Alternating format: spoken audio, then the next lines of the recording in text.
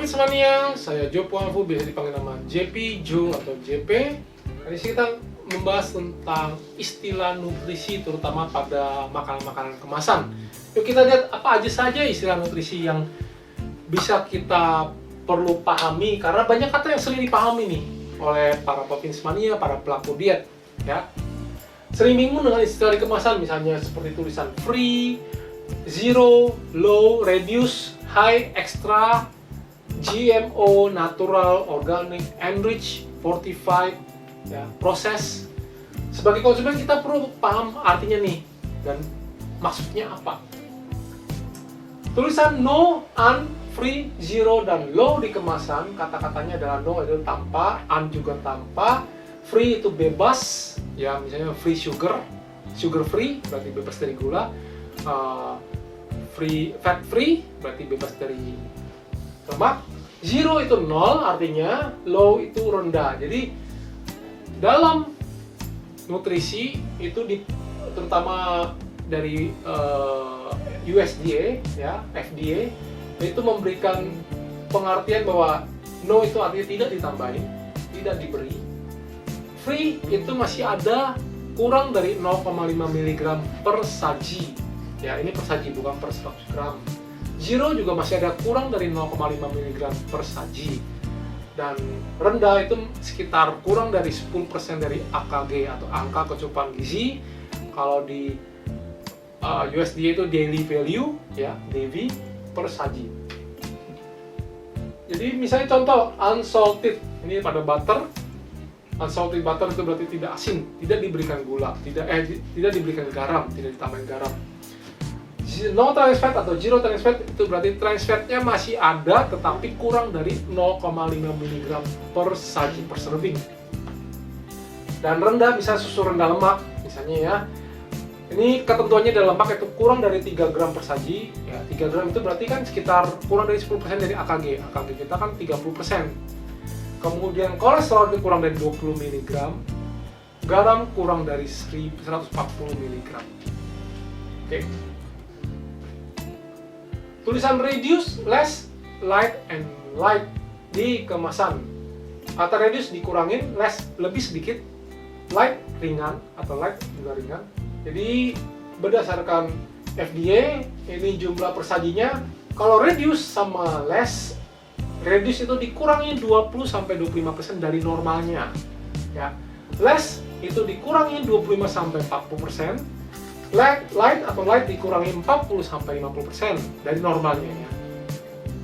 Jadi reduce fat ini persajinya artinya ya. Reduce fat berarti di sini ada lemaknya dikurangin 20-25% dari persajinya ya. Misalnya 30% less sugar berarti gulanya dikurangin 30% persajinya ya. Light yogurt ini biasanya lemak yang dikurangin. Light yogurt itu 40-50% persajinya. Jadi kalau normalnya persajinya adalah 10 gram, berarti kalau dikurangi 50% jadi tinggal 5 gram. Ya. Tulisan high, more, extra, enriched, dan fortified. Ya, high itu tinggi, more itu lebih banyak, extra itu extra, enriched itu diperkaya, dan fortified diperkuat. Jumlah persajinya, kalau high itu artinya ditambahkan 20% dari ukuran normalnya persajinya. Kemudian more itu adalah, dan more dan extra ini sama, yaitu lebih sama atau lebih besar daripada 10% dari AKG, angka kecukupan gizi persajinya. Kemudian enrich itu mengembalikan nutrisi yang hilang, yang setelah diproses nutrisinya hilang lalu dikembalikan.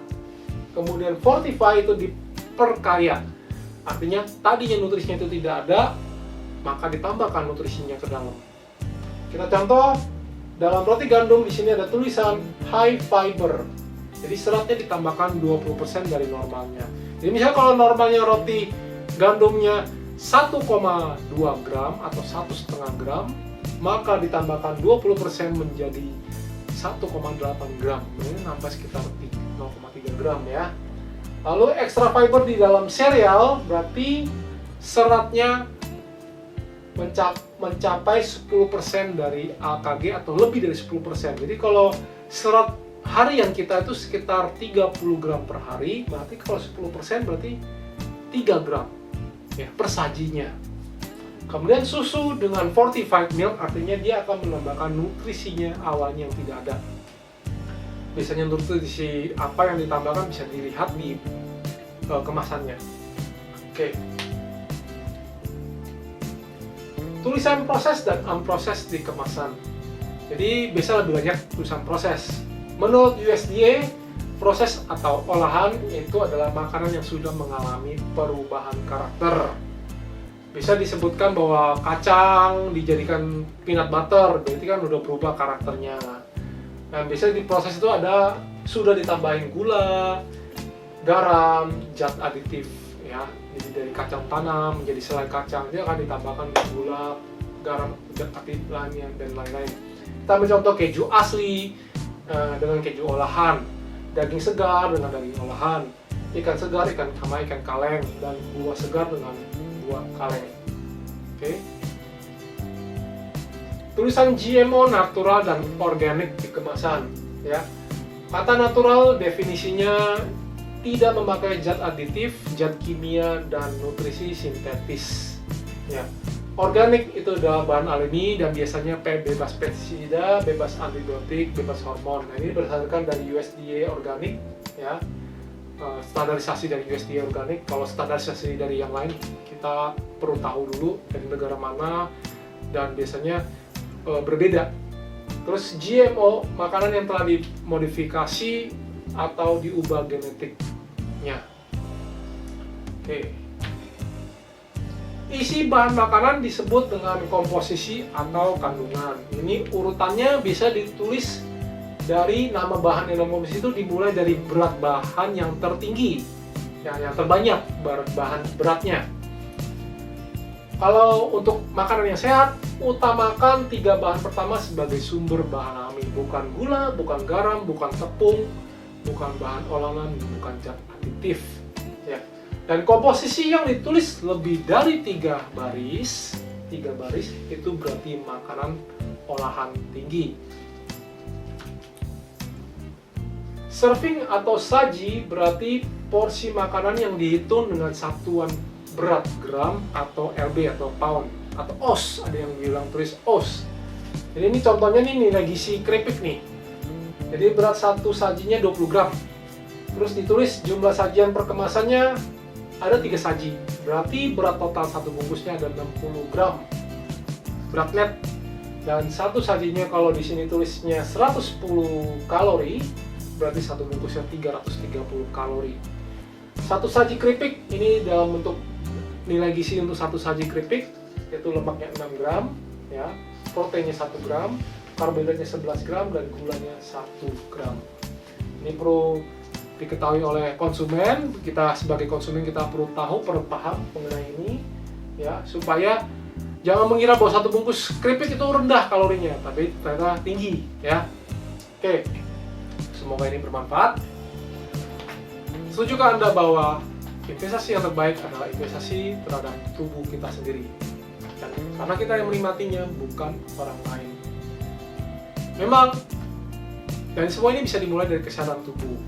Memang kesehatan bukanlah segala-galanya, tapi tanpa kesehatan segala-galanya tidak berarti. Selain itu, kekuatan dan kesehatan mental kita ternyata dipengaruhi oleh kekuatan fisik tubuh kita.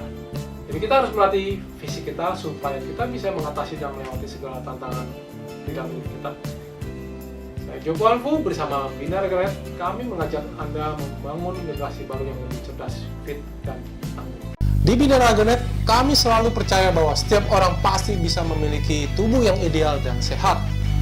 Dengan subscribe, like, dan share video ini, Anda turut membantu membangun Indonesia sehat dan kuat. Salam Jelas Fitness, saya JP.